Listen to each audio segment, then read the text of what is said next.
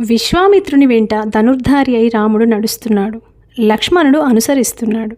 సరయూ నదీ తీరం వెంబడి చాలా దూరం ప్రయాణించారు ముగ్గురు. తరువాత రామలక్ష్మణులకు బల అతిబల విద్యలను ఉపదేశించాడు విశ్వామిత్ర మహర్షి. వీటి ప్రభావం వల్ల అలసట ఇంకా ఆకలి తప్పులు కూడా ఉండవు. రూపకాంతులు కూడా తగ్గవు. అలాగే నిద్రలో ఉన్నా ఇంకా ఏమరపాటుతో ఉన్నా కూడా రాక్షసులు ఏమీ చేయలేరు. ముల్లోకాల్లో ఎదురెళ్ళి నిలిచేవారు ఎవరూ ఉండరు.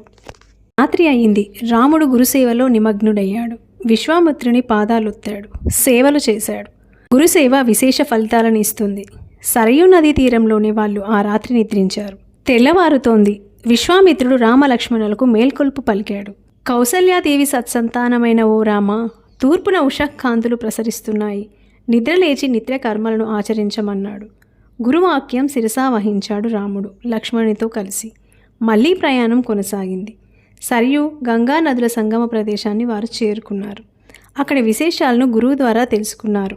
జ్ఞానాన్ని పొందడంలో నిరంతరం అప్రమత్తులై ఉండడం ఉత్తమ విద్యార్థుల యొక్క లక్షణం.